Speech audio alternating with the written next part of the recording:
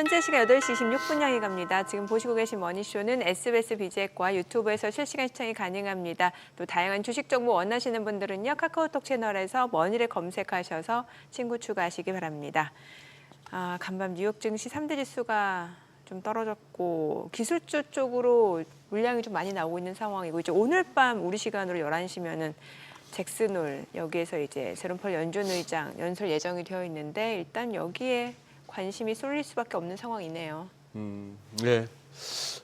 글쎄 다들 뭐라고 설명을 갖다 붙여야 되니까 잭슨홀 관망세 내지는 경계감 이렇게 얘기합니다만. 저도 말할 게 없어서 딱히. 그러니까요. 저희가 오늘 오프닝을 월마트로 잡았습니다만 월마트가 뭘 어쨌길래 왜 실적 나쁘지 않았는데 왜 또 빠지나 그걸 떠나서 그냥 이렇게 월마트 차트를 한번 보니까 이 104불, 105불 근방에서 이렇게 크게 이중천정을 만드는 양상이라서 조금 그거 하긴 합니다만 아유 우리끼리 왜 빠졌을까 왜 올랐을까 하지 말고 아실 만한 분한테 한번 여쭤봅시다. 네. 거의 한 달에 한 번씩 모시는. 한 달에 한 번씩 오시니까. 자주 모시고 싶은데. 그러니까. 네. 상상인증권 백영찬 센터장님 함께합니다. 어서 오세요. 어서 오세요. 예, 센터장님. 한 달 전하고 또 시장 분위기 달라졌는데 제 짐작컨대 요즘 고객이 됐건 지인이 됐건 가장 많이 듣는 질문이 장 왜 이렇게 빠져요라고 질문 받으실 것 같은데 맞죠? 아무래도 어제는 반등했는데 네.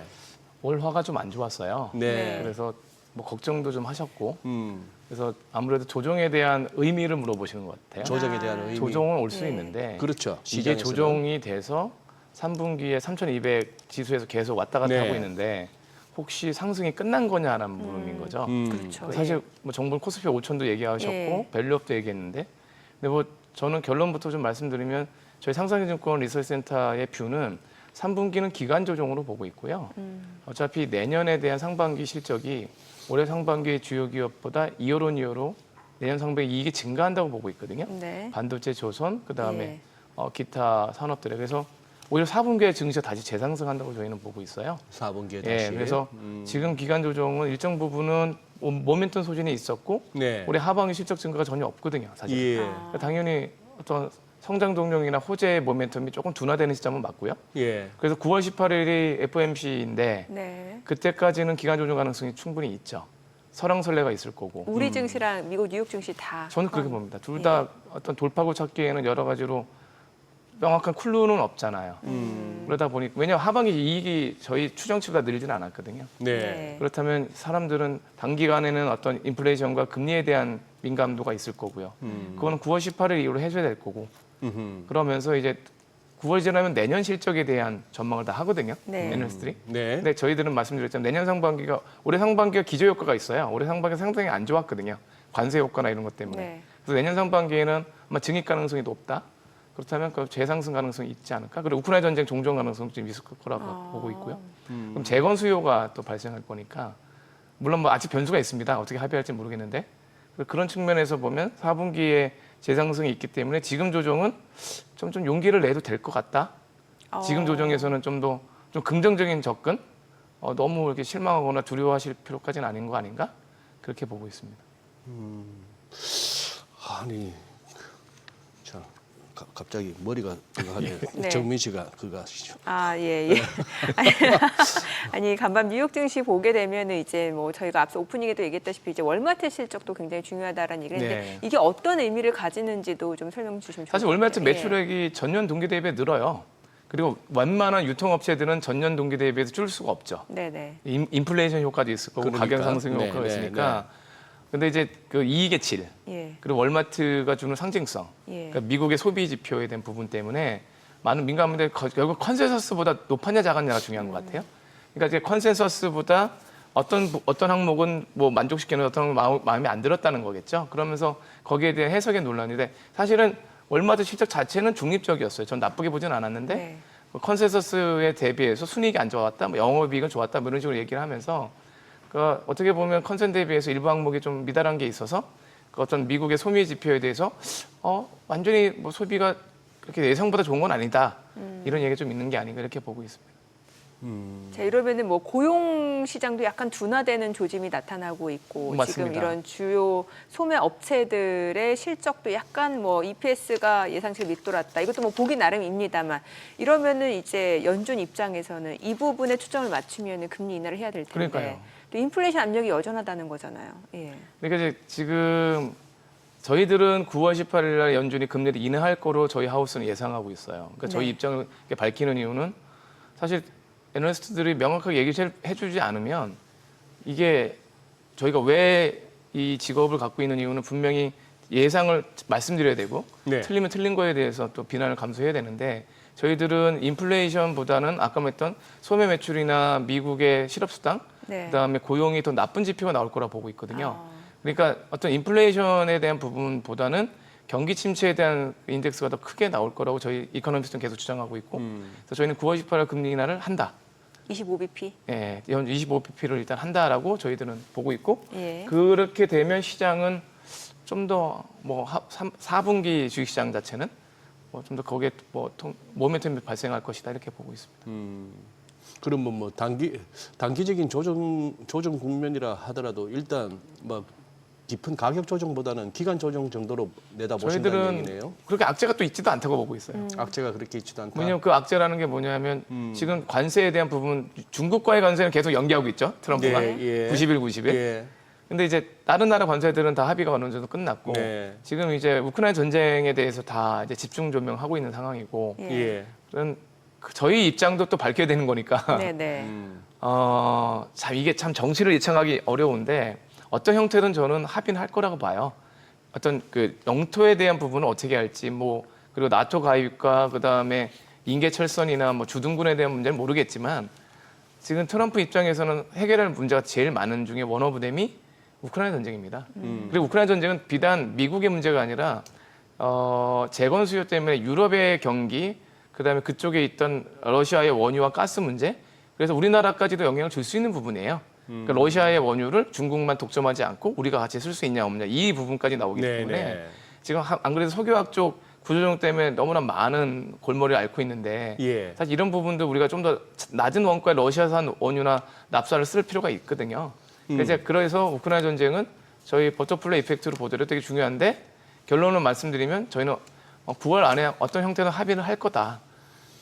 근데 죄송한데 아마 우크라이나의 젤렌스키 대통령이 원하는 100% 만족스러운 조건은 아닐 가능성은 있어요. 예. 하지만 긴 전쟁에서 사실 그거는 둘 다 피로감 많이 느끼고 있고 이제 합의할 시점이 어느 정도 됐다. 그리고 러시아도 푸틴 대통령이 만난 이유는 합의 의사가 있는 겁니다. 그렇죠. 그러니까 다만 이제 여기서는 이제 서로 자기 의견을 양보를 안 하는 것뿐인데. 예. 예. 근데 이제 우크라이나 전쟁이 왜 중요한 모멘텀이냐면 저희는 미국의 어떤 금리 인하도 중요하지만 수요의 어떤 수요가 증가가 없이 내년에 소매 판매나 아니면 실적 증가는 제한적이거든요.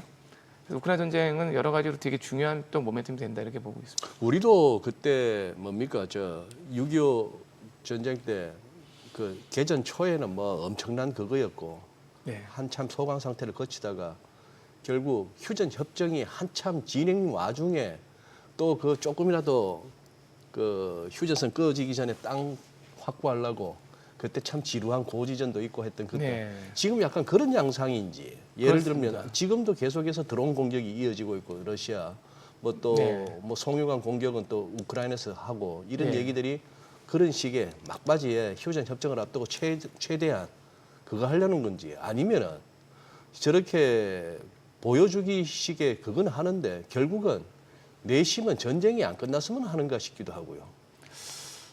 뭐 이해관계자에 따라서 다르겠지만 긴장을 조성하는 측면에서 또 득을 보는 사람이 있고 피해를 네, 보는 네. 사람이 있을 텐데요. 예. 일단 기본적으로는 지금 정도라면 평화가 유지되는 게 많은 사람들에게 더 이득이 되겠죠. 뭐 일부 그러니까. 군수나 방산이나 뭐 이런 쪽 빼고는 결국은 소비 진작 쉽게 말씀드리면 우크라이나 쪽에 재건 수요가 되면 건설, 그 다음에 도로, 항만 이런 게 다 들어가게 돼 있거든요. 예. 그럼 우리나라에 있는 건설사도 수혜가 됩니다. 사실은 엔지니어링 쪽으로 보면 그리고 거기에 들어가는 플라스틱 수요, 유럽에 있는 플라스틱이 우크라이나에 들어가면 유럽의 플라스틱이 모자라요. 예. 또 우리나라가 또 유럽으로 수출을 하고 있기 때문에 일부 우리나라의 롯데케미칼이나 LG화학의 플라스틱 소비가 좀 더 살아나는 가능성도 있는 거고요. 그러니까 그런 측면에서 보면 이득 보는 게 좀 많죠. 그렇다면 이제 어떻게든 유럽의 많은 정상들이 거기까지 뭐 이렇게 참여한 이유는 합리적인 종전이 모두에게 도움이 된다는 의미잖아요. 네. 합리적인 종전 예. 합의가. 그러니까 그렇게 될 가능성이 있지 않을까. 그리고 트럼프 대통령도 자기의 어떤 성과, 퍼포먼스 중에 하나를 내세우고 싶을 거고 이걸로 노벨 평화상을 노린다는 뭐 루머도 있지만 그래서 뭐 모르겠습니다만 여하튼 그런 측면에서 보면 합의될 가능성이 좀 더 높다. 저희 하우스의 의견은 그렇게 보고 있습니다. 네. 지금 화면에 나오는 저 장면은 참 시사하는 바도 크고 약간 다른 각도에서 찍은 사진. 트럼프 대통령이 앉아 있고 유럽 정상들이 그 앞에 쭉 도열하다시피 네. 앉아 있고 한 그런 장면들은 뭐 유럽인들한테 좀 뭐 굴욕적이었다는 얘기들도 들리긴 합니다만 근데 아니 백 센터장님의 네. 그 말씀에 종전이 모든 사람들에게 다 그나마 많은 사람들에게. 많은 사람들에게 예. 정확한 많은 표현 사람들에게. 많은 사람들에게 근데 그 약간의 그 적은 사람들은 전쟁이 끝나기를 원치 않는데 저 안에 많은 사람들이 있을 수가 있어요. 저 화면 안에 있는 사람들 중에 그럴 수 있죠. 그게 예. 세상이에요. 그렇죠. 과연 젤렌스키가 진짜 종전을 원할까 싶기도 하고요.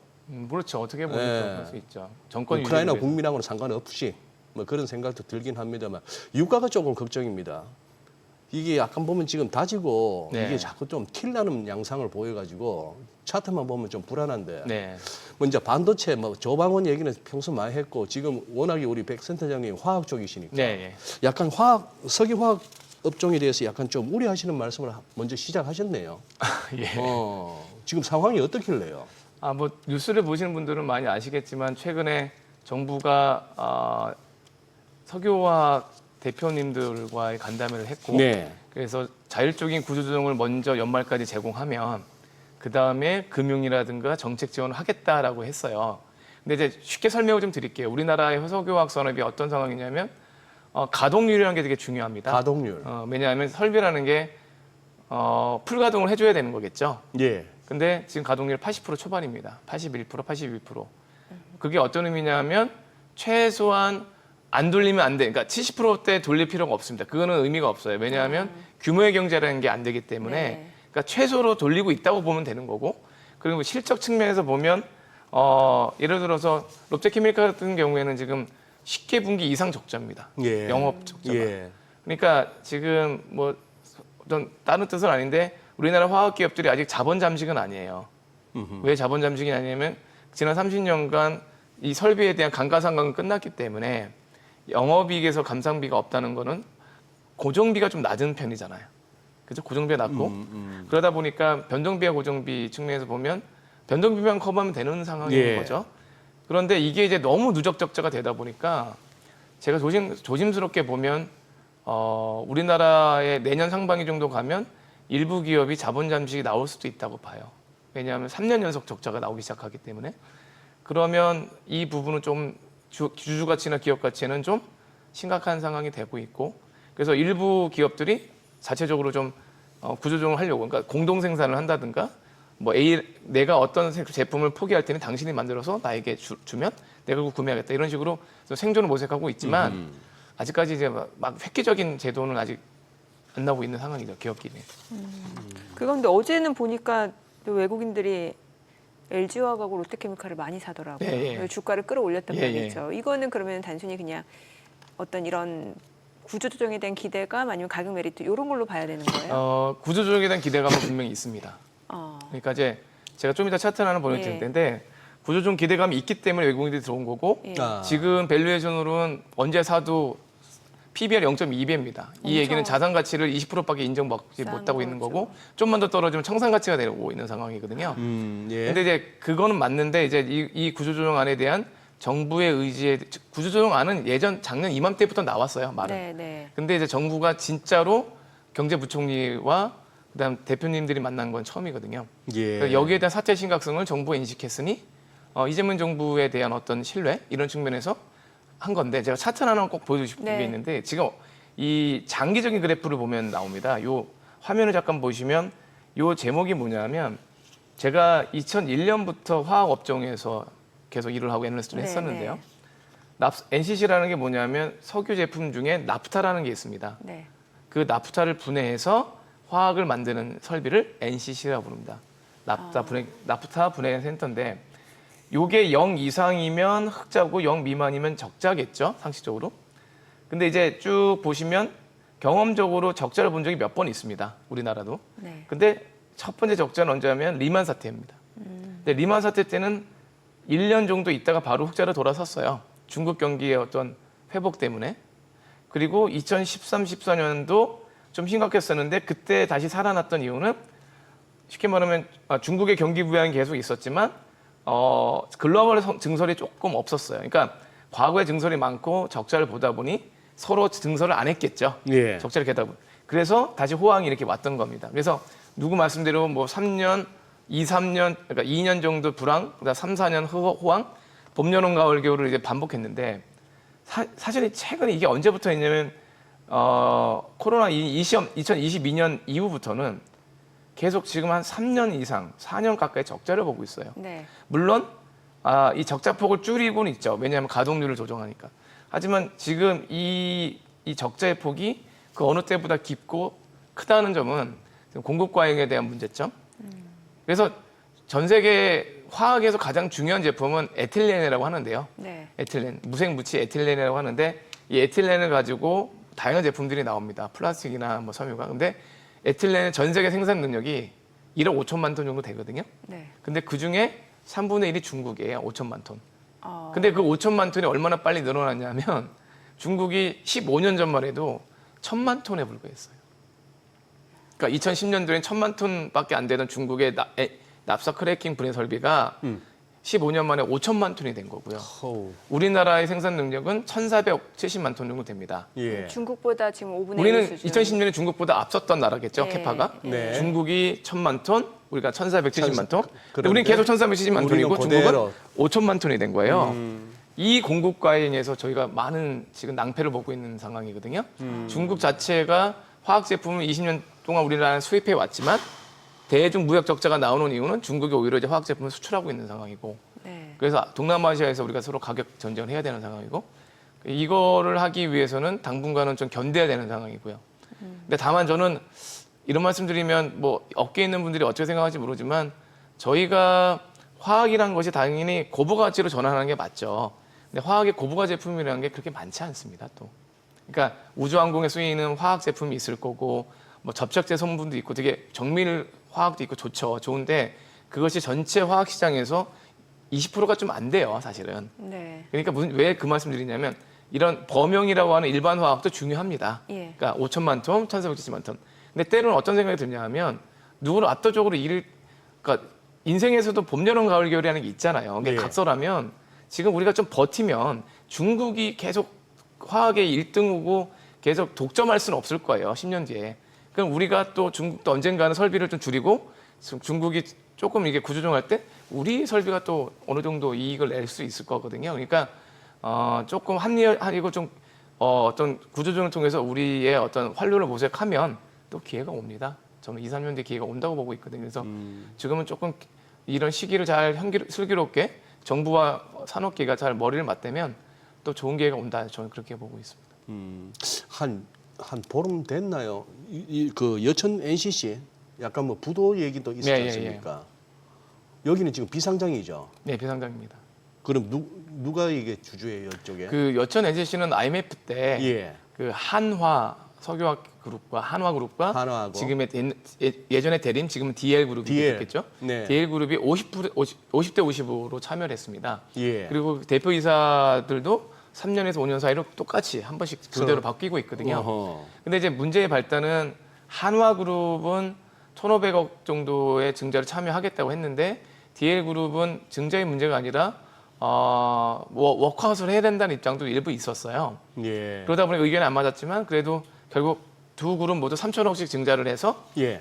증자에 참여하기로 이제 합의를 해서 이제 저는 부도가 난다고 생각하지는 않습니다. 그리고 한화그룹과 DL그룹의 자금이 없는 것도 아니고요. 근데 이제 아마 양그룹에서 보는 화학의 구조조정의 방식이 틀렸던 것 같고 한화그룹은 일단 선 투입 후 조정이라고 봤던 것 같고 DL그룹은 선 조정 후 자금 투입이다라고 봤던 것 같은데 네. 일단 합의를 했으니 3천억에서 이제 6천억을 투자를 했고 내년까지 들어오는 회사채 만기가 한 5천억 초반일 거예요. 회사채 만기가. 그러니까 회사채라는 게 보통 그 차환 발행을 합니다. 네. 정상적인 회사는 뭐냐면 그러니까 회사채를 또 발행해서 이제 회사채를 갚는 거를 차환 발행이라고 하잖아요. 보통 그렇게 하는데 이제 자금이 경색되면 그게 안 되죠. 예. 그래서 은행들이 그걸 합의해 줘야 되는 거고. 근데 그런 상황까지는 아니고 다행히 3천억에서 6천억의 증자를 참여하게 되면 자금의 숨통은 트일 것이다 이렇게 보고 있습니다. 그럼 지금 화학업계 전반적으로 공급 과잉 상황이고 예. 수요는 그만큼 뒤따르지 못하고 있는 맞습니다. 상황이고 예. 그럼 결과적으로 고부가치 제품 생산 그 비중도 그렇게 높지 않은 상황이고 네, 예. 그럼 주요 화학 제품 가격이 좀 어떤 식으로 지금 형성이 되고 있는 거예요? 잠깐 예. 가격이 좋지 않을 거라고 생각이 드실 것 같습니다. 벌써. 예, 예. 예, 잠깐 차트를 보시면 요 왼쪽 그래프가 이제 왜냐하면 이 화학이 용어가 좀 어려워요. 그래서 어려워요, 좀 예. 쉽게 설명드릴게요. 화학이라는 게 이제 기초 유분이라는 게 있습니다. 그러니까 석유 원유를 가열을 해서 하다 보면 우리 보통 이제 소주라는 술처럼 똑같은 거예요. 그러니까 상압에서 가열을 하면 가장 가벼운 네. 비등점이라 가장 가벼운 제품들을 잡아서 급격히 냉각시키면 액체화됩니다. 네. 기체가 액체화되겠죠. 예, 예. 그래서 휘발유가 나오는 거고 휘발유. 등유가 나오지 않습니까? 네. 근데 그거보다 더 가벼운 기체가 LPG, 프로판. 어허. 아. 그 다음에 나프타예요. 네. 나프타. 나프타 기체죠. 예. 이걸 잡아다가 이제 화학 제품화해서 분자고리를 끊으면 무색무취의 제품을 분자고리를 끊어서 만들었던 것도 전 화학자가 위대했던 것 같아요. 그래서 에틸렌이나 프로필렌이라는 그런 제품들이 나오는데 네. 그걸 우리가 기초 유분이라고 합니다. 예. 근데 기초- 이제 그 제품 기초 유분 유분. 석유 유자에다가 이제 분사품 붙이는 거예요. 근데 이제 이 왼쪽 그래프를 보면 단위는 톤당 US 달러고요. 그래서 에틸렌, 프로필렌, 부타디엔인데 보시면 에틸렌이 요 진한색입니다. 진한색. 네. 800달러에서 거의 움직이지 않고 있어요. 그러네요. 그죠? 거의 800. 이게 2019년부터 보면 근데 2019년의 유가보다 지금 유가가 더 높거든요. 그죠? 2019년 유가보다 예. 2019년 유가는 그때 코로나 전후로 해서 40불 뭐 50불 정도 했다가 지금은 7, 80불까지 올라갔었지 그럼 않습니까? 에틸렌도 좀 올라가야 되는 거 아니에요?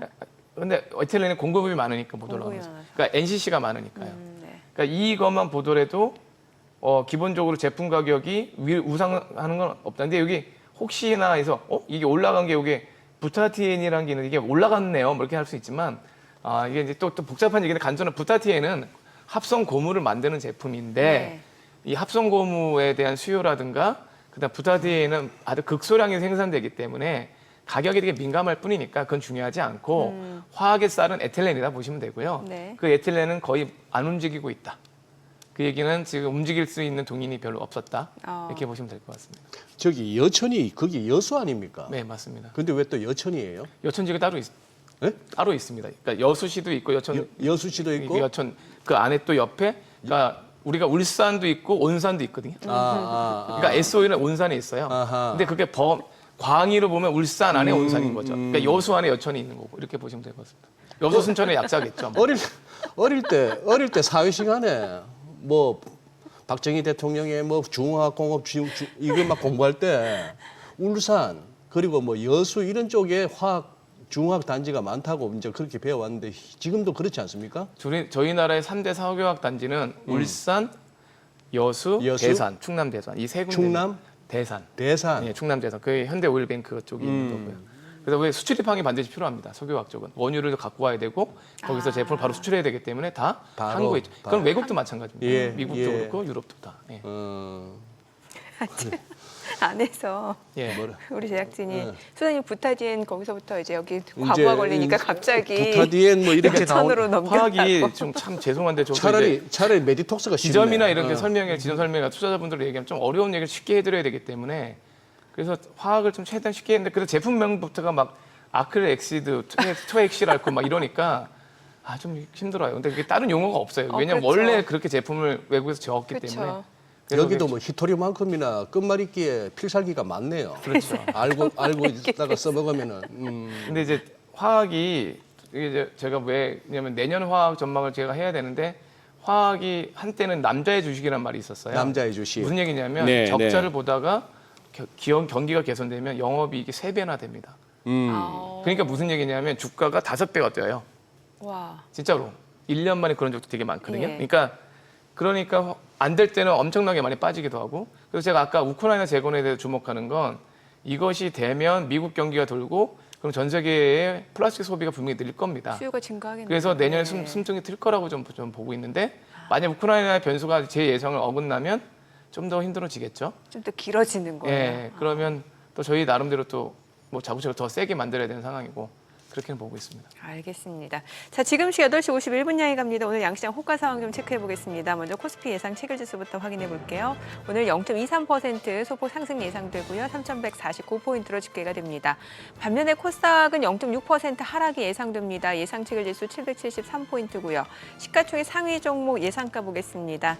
삼성전자 오늘 1.4% 상승 예상됩니다. 지금 호가는 71,500원, SK하이닉스 오늘 1% 지금 반등 예상됩니다. 어제 4% 빠졌었고 SK하이닉스 주가 보니까 최근에 5거래일 연속 좀 하락 흐름은 보이면서 25만 원 선을 하회하는 상황인데 오늘은 그래도 소폭 좀 반등이 예상되네요.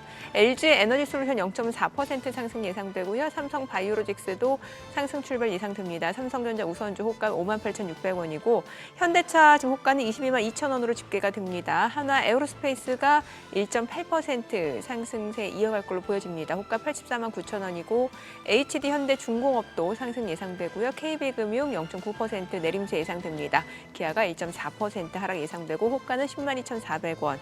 코스닥 시가총액 상위 종목 예상가도 보겠습니다. 알테오젠이 어제 3.6% 떨어지는 모습이었고 사흘 연속 좀 주가 조정을 받았는데 오늘 추가적으로 좀 약세가 예상됩니다. 지금 호가는 40만 원 선으로 집계가 되고 있고요. 에코프로비엠 소폭 하락 예상되고 펩트론이 0.3% 상승 예상됩니다. 호가는 32만 2천 원. 에코프로가 1% 하락 예상되고요. 파마리서치 호가 69만 원, 1.4% 상승할 걸로 보여지죠. 이 가운데 삼천당제약은 0.5% 내림세가 예상되고 있고요. 호가는 17만 2,800원. HLB 상승 예상됩니다. 리가캠바이오 호가 14만 원이고요. 레인보로보틱스, ABL바이오 보합권 예상되고 있습니다. 자, 이제 기장까지는 7분여가량 남았는데요. 일단 오늘 보니까 이제 반도체 쪽 대형주, 방산, 어제 방산 원전 쪽도 반등을 보여줬고 화학주도 어제 좀 외국인들이 많이 그러니까요. 매수하면서 올랐는데 예. 오늘도 이들 섹터 어떤 매매 포지션 또 주요 메이저 수급 주체들 행보 좀 보시면 좋을 것 같네요. 저 안 그래도 화학주 궁금해서 오늘 센터장님 출연하시면 참 좋겠다 이 생각이 들었거든요. 네. 왜 이렇게 화학주에 외국인들 많이 살까? 그래도 확실히 뭘 해보면 이과 출신인 정민 앵커가 저보다 이쪽은 더 같은 설명을 들어도 이해가 빠르신 것 같아. 예. 네. 저는 이거 표정 관리가 안 돼가 못 알아듣는 얘기 나오면 눈이 이렇게 풀리거든요. 희미해지면서. 그래서 여천으로 넘어가셨잖아요. 아유, 그러니까. 네. 근데 진짜 이 동시호가 저거 진짜 믿어도 되는지 모르겠네요. 이따 뭐 몇 분 안 남았으니까 한번 까보죠. 생각보다 야간 선물보다는 강하네요. 그리고 어제 말고 그저께 이제 아래꼬리 급락 와중에 아래꼬리 달았고 어제 생각보다 강한 반등 나왔고 오늘도 이렇게 뭐 올라가 주면은 조금 이렇게 시장이 힘이 있는 거고 오늘 뭐 이러다가 정강후약으로 가버리면 뭐 여전히 좀 이렇게 혼조라 봐야 될 것 같고 뭐 그런 상황이네요. 네. 자, 화학 섹터 얘기 좀 여쭤. 화학 공부 더 왜냐면 하시죠. 앞서 저희 그 기초 유분에 대해서 뭐 에틸렌, 부타디엔 어쨌건 가격 자체가 지금 횡보 구간이고 예. 이게 공급이 많아서 그렇고.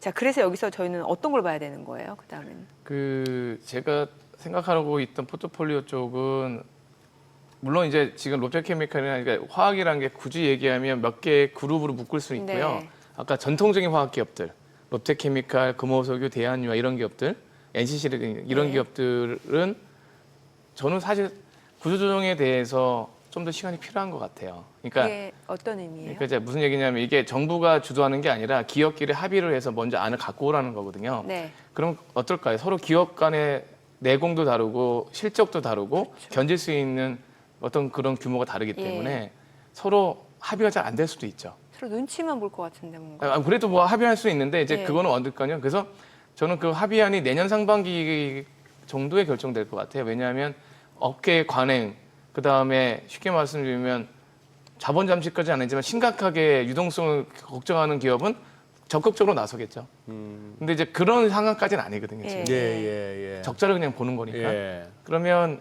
구조조정안이 당장 나올 것 같지는 않아요. 전 죄송한 얘기인데. 좀 걸리겠군요. 그래서 저는 당분간 롯데케미칼이나 LG화학, 그러니까 롯데케미칼, 대한유화, 금호석유 같은 기업들에 대해서는 기간 조정 가능성이 좀 있다고 보고 있습니다. 아직까지는. 3분기, 4분기도 적자가 나올 수밖에 없는 상황이고요. 네. 그래서 기대감만 갖고 가기에는 조금 불편함이 있다 좀 보고 있어서 오히려 저는 태양광 기업들 그리고 일부 소재 기업들을 추천했는데 종목으로 따지면 OCI 홀딩스, 네.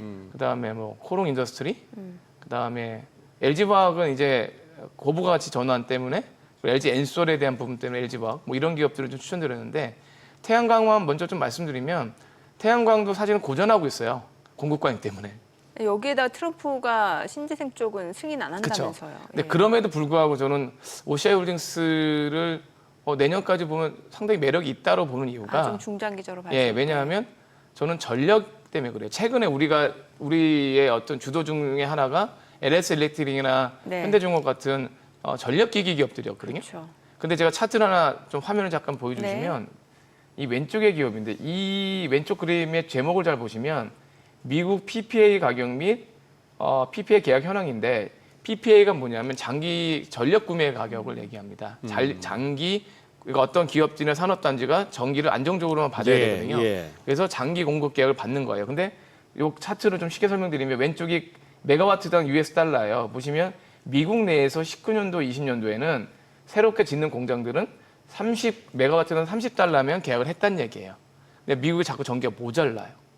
그래서 지금 어느 정도까지 올라왔냐면 거의 55달러 수준까지 올라왔습니다. 이 얘기는 뭐냐면 불과 4, 5년 만에 50% 이상 전력 가격이 올라갔다는 거예요. 네. 왜 올라갔을까요? 전력 경기를 필요한 사람이 많으니까. 그러다 AI까지. 그렇죠. 그게 데이터 센터도 네. 있고 기타 기업도 있고. 그래서 여기 조그만 이게 네모가 안 보일 텐데 제목이 뭐냐면 미국에서 가장 전력 구매를 많이 한 기업들 아마존 25기가, 메타 16기가, 마이크로소프트 7.9기가 뭐 이렇게 나와 있거든요. 빅테크네요. 이 기업들의 데이터 센터가 계속 지어지고 있기 때문에 결국 전기가 필요하죠. 자, 그러면 당연히 LS 일렉트릭이나 효성중공업도 필요하죠. 근데 미국이라는 나라가 이렇게 화력 발전의 원자력을 통해서 이 송배전을 통해서 하는 것도 있지만 일조량이 좋은 텍사스나 플로리다나 이제 그 선벨트 쪽은 다 태양광 짓고 있거든요. 태양광이 오히려 싼 거죠. 왜냐하면 송배전을 하는 설비 비용과 그 전선 비용과 이런 거 생각해 보면 오히려 그냥 자기가 직접 루프탑으로 해서 태양광이 훨씬 싸거든요. 그래서 이 태양광에 대해 미국의 수요가 계속 늘 거고요. 미국이 지금 현재 태양광 설치 수요가 한 50기가 정도 됩니다. 1년에. 네네. 1년에 50기가 정도 되는데 그게 매년 10% 이상 20%씩 증가할 거고 근데 최근에 그 OBBB 법안이라는 게 네, 발표됐어요. 네. 원 빅 뷰티풀 빌이라고 해서 네. 위대한 아름다운 법안. 네. 참 크고 아름다운 법안. 예. 하여튼 대단하신 분들인데 자, 하여튼 설명하기 어려운 법안을 만드셨는데 OBBB 법안. 네. 하여튼 그 맥락은 뭐냐면 중국, 북한, 그다음에 이란 뭐 이런 기업들에 대해서 만든 태양광은 미국에 일절 들어오지 않겠다는 거고요. 그들이 동남아에서 간접적으로 지배한 기업들의 태양광 제품도 수입하지 않겠다는 겁니다. 그런 의미에서 네. 지금 규제를 하는 규제를 거예요. 합니다. 그러면 지금은 일부 들어와서 그래서 그런 걸 알고 있는 중국 기업은 미국에 재고를 많이 쌓아놨겠죠. 네네. 아니, 그렇지 않습니까? 내가 내년부터 돈을 못 벌 거면 올해 왕창 벌어야 되기 때문에. 근데 이 부분이 이제 내년 수급이 매우 타이트해질 것이다. 오히려. 예, 그래서 미국의 전력 수요는 늘는데 태양광 수요도 늘고 있다. 예. 근데 거기에 대해서 우리나라 대한민국 최대 수혜주가 될 거고 그래서 OCI 홀딩스 이런 기업들이 거기에 대해서 분명히 수혜를 받을 수 있다라고 보고 있습니다. 확실히 그러니까 석유 화학 기업 중에서도 전통적인 화학 섹터하고 이런 신재생 쪽을 나눠서 전략을 좀 봐야 된다는 네, 저는 그렇게 거네요. 보고 있습니다. 알겠습니다. 참 이게 호가 가려니까 시간이 좀 여유가 있고. 자, 네. 오늘 금요일인데 네. 어떤 게 관전 포인트일까요, 소장님? 관전 포인트요? 네, 짧게. 관전 포인트? 네, 뭘 볼까요? 글쎄. 외국인 수급 아니면 그냥 9시에 시작했던 그 흐름이 9시 20분, 30분 가서 별 흔들림이 없으면은 그거 하고 그때 예. 가서 또 갑자기 뭐 흔들리면은 여전히 이거는 뭐 한 찹도 못 알겠습니다. 내다보는. 네. 자, 오늘 국내 증시 흐름 확인해 보자. 개장합니다.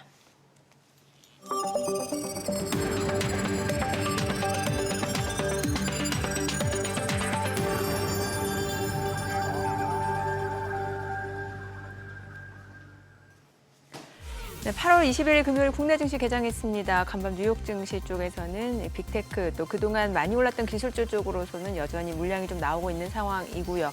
일단 오늘 밤 우리 시간으로 11시에 이제 그 잭슨 홀 제롬 파월 연준 의장 연설 예정이 되어 있는데 글쎄요. 시장에서 이미 기대치, 눈높이는 많이 낮아진 상황인 것 같습니다. 뭐 고용 시장이라든지 여러 가지 경기 지표가 좀 둔화되고 있음에도 불구하고 인플레이션 압력이 높다는 측면에서 매파적인 발언이 나올 거다라는 해석이 더 지배적인 것 같고요. 이 가운데 어제 양시장도 변동성이 큰 모습이었는데 오늘 출발 지수 좀 보겠습니다. 코스피가 0.8% 올라갑니다. 3,168. 코스닥도 상승합니다. 779포인트고요. 양시장 상승 출발인 가운데 시가총액 상위 종목 시초가 삼성전자가 1.5% 올라갑니다. 71,650원. 지금 사흘 연속 상승세 이어지고 있고요. SK하이닉스도 오늘은 반등을 보여줍니다. 지금 247,000원. LG 에너지솔루션, 삼성 바이오로직스 모두 상승합니다. 37만 5천 원, 102만 3천 원. 삼성전자 우선주가 1.2% 올라가고요. 현대차도 상승합니다. 22만 3,500원. 기아도 오름세고요. 지금 10만 4,600원. 하나 에어로스페이스가 지금 2% 지금 상승 보여줍니다. 어제도 2% 반등 보여줬거든요. 이틀 연속 반등세 이어집니다. 85만 4천 원에 거래되고 있고요. HD현대중공업도 1.2% 올라갑니다. KB금융도 상승합니다. 11만 1천 원에 거래되고 있죠. 코스닥 시가총액 상위 종목 시초가 보겠습니다. 알테오젠이 0.8% 상승합니다. 지금 나흘 만에 좀 반등을 보여주고 있는 상황이고요. 주가는 40만 8,500원. 에코프로비엠, 에코프로 지금 보합권이고 펩트론이 31만 9,500원 0.4% 하락이고 파마리서치 강보합권이죠. 삼천당 제약은 0.5% 올라갑니다. 17만 4,500원. HLB 보합이고요. 리가캠바이오 상승합니다. 14만 400원. 레인보 로보틱스가 올라갑니다. 25만 6천 원이고 에이벨바이오도 상승 흐름 보여주고 있습니다. 오늘 시장에서 특징을 보여주고 있는 섹터 종목들 좀 체크를 해보도록 하겠습니다. 자, 오늘 장에서는 지금 보게 되면은 전선주, 원전주, 전력 쪽 그럼 좋습니다. LS 에코에너지가 4% 올라갑니다. 38,600원이고요. LS도 2.4% 상승합니다. 15만 4,500원. 가운전선도 올라갑니다. 61,800원. 대한전선, 대원전선 다 1% 이상 오름세고요. KBI 메탈, LS 마린 솔루션도 상승 흐름 보여주고 있는 상황이고 G2파워도 9,100원으로 3.6% 강세입니다. 자, 그리고 전력설비 쪽에서도 마찬가지로 지금 한전산업이 13% 급등하고 있고요. LS 일렉트릭 4% 이상 올라갑니다. 27만 5천 원. 한국전력도 올라가고요. HD현대 일렉트릭도 47만 8천 원으로 4% 강세고 일진전기, 효성중공 모두 1% 이상 올라갑니다. LS도 2% 상승 보여주고 있는 상황이고요. 오늘 전력, 전선 다 좋고 원전 쪽도 좋아요. 원전 쪽에서는 두산에너빌리티가 지금 1% 올라갑니다. 62,400원, BHI도 1.4% 상승 중이고요. 한전기술 2% 올라갑니다. 그리고 모비스도 1.9% 상승세, 우리기술도 상승세고요. KNL시스템 5% 올라갑니다. 오늘 원전, 전력, 전선 전력 수요에 대한 급증에 따라서 이제 관련 종목들이 다시 한번 상승을 보여주고 있다라고 보시면 될 것 같고요. 자, 그 밖에는 조선주도 흐름이 좋습니다. HD현대중공업 1.5% 상승 흐름이고요. 그리고 HD현대 미포도 1.3% 올라가고 대한조선, 한화오션, HD중공업 다 올라갑니다. 한화오션이 2% 상승합니다. 조선 기자재 쪽도 좋네요. SN시스, 오리엔탈전공, 현대임스, 한라 IMS, 삼형 엠텍, 일승 다 좋습니다. 조선 기자재 쪽 일승이 특히나 많이 올라가고 있는 상황입니다. 자, 오늘 수급 상황 좀 체크를 해보도록 하겠습니다. 유가증권 시장에서는 지금 개인 투자자가 304억 원 매도 우위, 외국인은 366억 원 순매수, 기관은 66억 원 매도 우위입니다. 코스닥에서는 외국인이 50억 원 매수 우위고 개인과 기관은 각각 29억 원, 5억 원 매도 우위. 오늘 외국인 선물에서 많이 삽니다. 지금 2,800계약 넘게 순매수 보여주고 있습니다. 환율 체크해 보겠습니다. 달러 환율입니다. 오늘 1원 60전 상승한 1,400원. 네, 개장이 됐네요. 자, 환율 올라가고 외국인 사고 시장 올라가고. 그러네요. 와, 어렵네요. 어렵네요, 진짜. 예. 전혀 이렇게 네. 선물 거래 마감 지수가 방향성을 제시하지 못하는 도깨비장이 됐고 네. 팔던 외국인이 갑자기 사버리고 그러니까요. 1,400원 근처 오면 장이 좀 흔들릴 거라 했는데 시장에는 공식이란 것도 없고 그때그때 달라지고 결국 외국인 사버리니까 가네, 그죠? 네. 야, 그냥 계속 화학 얘기 갈까요? 아니 저기 백 센터장님. 예, 예. 저 이거 진짜 그거인데 왜 OCI보다도 왜 OCI 홀딩스가 더 잘 가요 주가가? OCI 홀딩스가 이제 OCI를 자회사로 갖고 있어요. 그러니까. 기존의 OCI가 이제 사업자와 분리해서 이제 분할을 했는데 태양광 사업을 OCI 홀딩스가 합니다. 태양광 사업. 그러니까 OCI 홀딩스의 사업 구조는 폴리실리콘이라고 하는 태양광 소재를 만드는 걸 옛날부터 했었고, 예. 그거 외에 이제 태양광 발전 사업 같은 거, 그러니까 미국 내에 태양광 발전 뭐 지어주고 사고 팔고 하는 EPC 같은 것들, 예. 그런 것들을 다 갖고 있는 게 OCI 홀딩스이기 때문에 그 자회사의 OCI는 일부 카본이나 석유화학 계열을 합니다. 그러니까 전통적인 소재 화학 기업이고요. OCI는 그거를 자회사를 갖고 있는 거고, OCI 홀딩스가 바로 태양광 사업을 하기 때문에 OCI 홀딩스 주가가 좀 더 좋았다고 보시고 있습니다. 얘가 그때 그 60만 원 막 넘어가고 했던 그게 OCI 홀딩스죠. 맞습니다. 옛날 동양제철화. 동양제철화, 그다음에 옛날에 그 분할 전 OCI, 분할 전 OCI고 분할 후고 OCI 홀딩스고. 아우, 지금- 동철이라 그랬잖아요. 어? 동철이라고. 동철이. 예전에 동철이라. 사회자님도 경력이 꽤 오래 되신 것 같습니다. 동양제철학으로 바뀐 게 10년이 넘은 얘기인데 동철이. 15년 전 동양제철학. 예, 알겠습니다. 이 자리에서만 아니 예. 그래도 아니, 연준 이사 인기만큼 안 돼요. 아니 그런데 저 진짜 걱정되네요. 혹시나 싶어서 다시 한번 확인해 보니까 맞네요. 2011년에 그때 65만 7천 원 찍었네요. OCI 홀딩스. 네, 맞습니다. 예. 이게 지금 뭐 9만 5천 9만 5천 원 정도 원이고 하고 예, 이게 빠졌을 때는 뭐 4만 원대 3만 원대도 가기도 했는데 저 기억납니다. 이거 그 골프 연습장에서 만났던 그 사장님 50만 원 넘어갔을 때 이거 샀다고 자랑하면서 그때 60만 원 넘어가니까 그거 했는데 그때 개인 투자자들 무덤이었어요 한동안. 그러고 나서 몇 달 후에 보니까 얼굴에 다크서클이 생기셨더라고. 근데 이거 이제 이런 주가는 못 갑니까 이제 옛날에 봤더니. 그러니까 이제 OCI 홀딩스가 65만 원에서 4만 원까지 나왔던 이유는 지금 화학이 겪는 거랑 똑같은 거죠. 예? 화학 산업이 겪는 거를 미리 경험한 거죠. 미리 그러니까 경험했다. 폴리실리콘이라는 것이 태양광엔 쌀인데 중국이 폴리실리콘을 갑자기 증설을 많이 해버렸어요. 네. 그러다 보니까 우리가 먼저 2005년부터 이 사업을 했음에도 불구하고 5년 만에 다 따라잡힌 거죠. 그래서 군산에 있는 공장을 폐쇄할 수밖에 없었던 아픔. 그러다 보니까 4만 원에 빠졌는데 다시 이제 OCI 홀딩스가 다시 이제 와신 상담한 게 말레이시아 쪽에 다시 이제 전기료나 이런 싼 폴리실리콘 공장을 줬고 중국과 원가 경쟁률을 하기 시작했고 그래서 이제 일부 미국의 어떤 수요가 나오면서 다시 좀 늘어나는. 그러니까 태양광이라고 하는 전력 수요는 계속 증가할 거고 그 산업 네.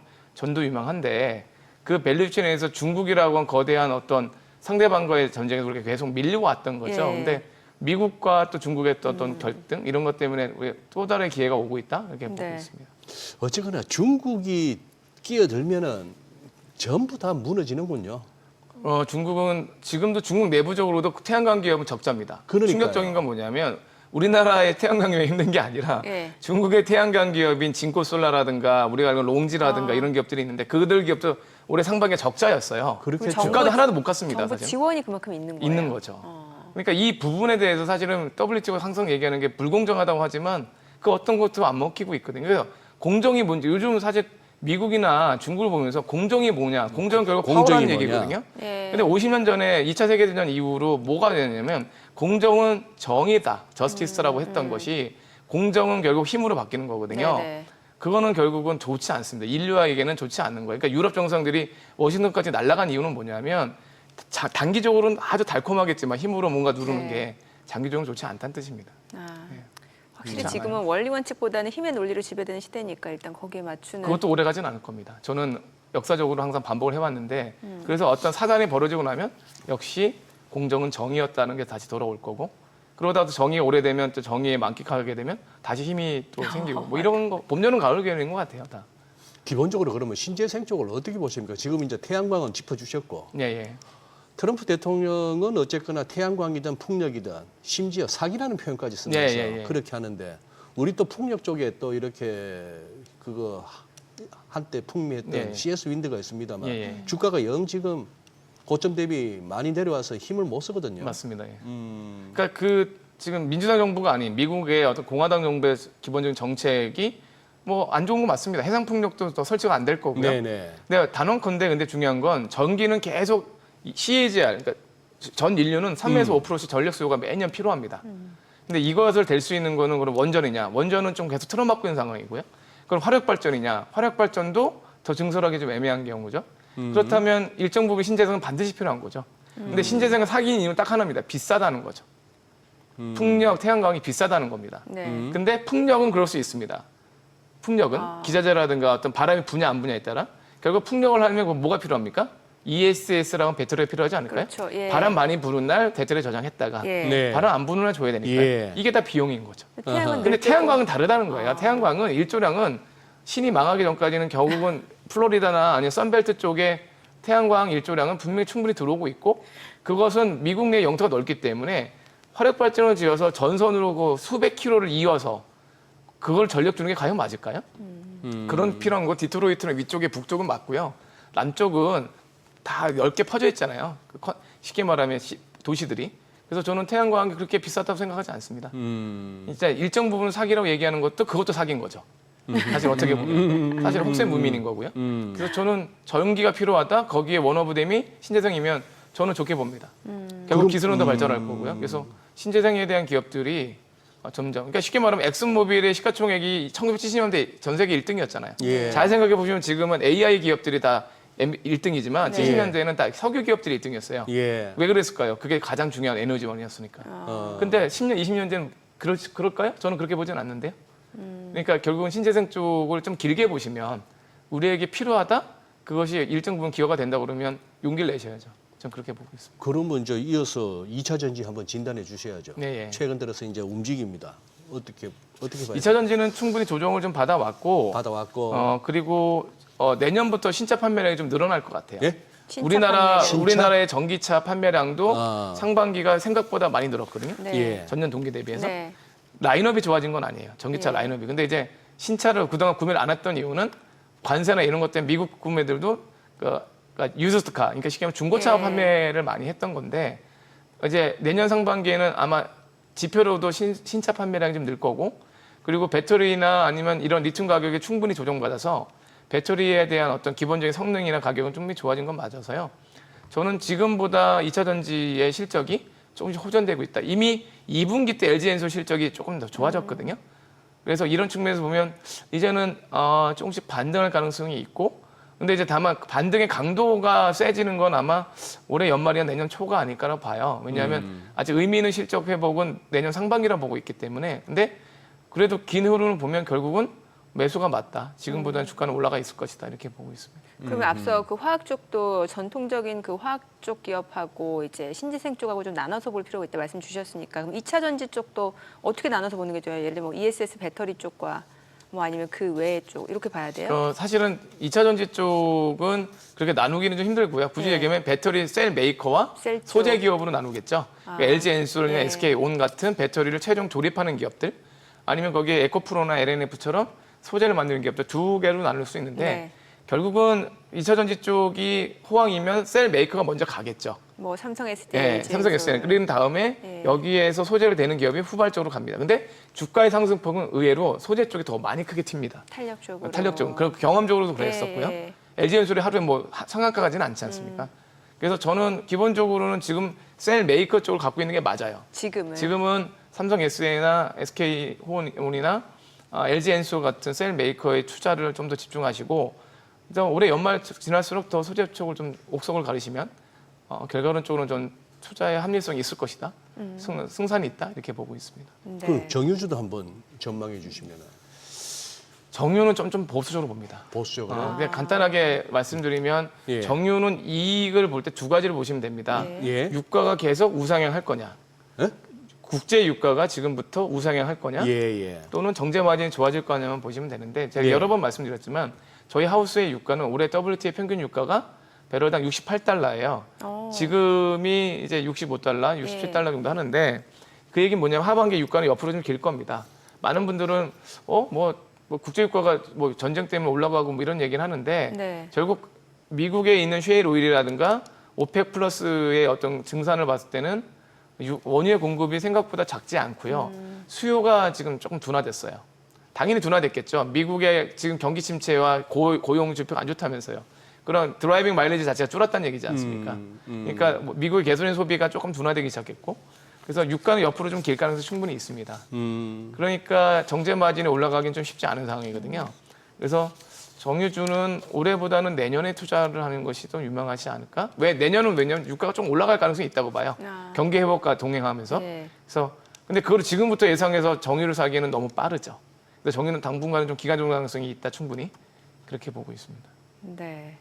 자, 그럼 섹터 쪽 전망을 해주셨고 이제 전체적인 흐름만 놓고 봤을 때 이제 올 연말까지 좀 기대 수익률 측면에서 우리 쪽하고 미국하고 어느 쪽이 더 괜찮다고 보세요? 저는 그때 얘기했던 거 거듭 여러 번 말씀드리지만 저는 지금도 미국 시장은 매그니피션트 7을 분석해 보시면 네. 올해 연초이후로 주가가 오른 종목 두세 종목밖에 안 돼요. 예. 그러니까 우리가 아는 애플이라든가 마이크로소프트 일부 이런 기업들은 오히려 낮아져 있고요. 네. 지금 엔비디아라든가 펠런디아 이런 기업들만 올라가 있기 때문에 네. 저는 그리고 두 번째 이 AI 다음에 또 테마가 로봇입니다. 로봇. 예. 그 다음에 테마가 양자 컴퓨팅 다 중국이 잡고 있어요. 아, 쉽게 말하면 저는 오히려 여러 번 말씀드린 중국 항생 테크 지수를 하셔야 되고, 중국 항생 테크. 네, 그리고 미국은 여전히 기간 조정 가능성이 있다. 그래서 국장이 된다. 저는 그래서 국장이 될 거라고 보고 있거든요. 외국인들이 미국에 실망할 겁니다. 그거는 결국은 중국을 살지, 일본을 살지, 한국을 살지 할 건데 테크 지수는 중국을 사겠죠. 근데 소매라든가 K푸드라든가 지금 갖고 있는 전력기기, 방사는 한국의 매력이 있거든요.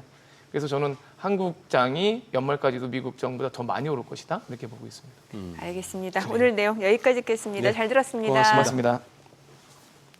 네, 오늘 들으신 내용과 관련해서 더 다양한 정보 원하시는 분들은 카카오톡 채널에서 머니를 검색하셔서 친구 추가하시기 바라고요.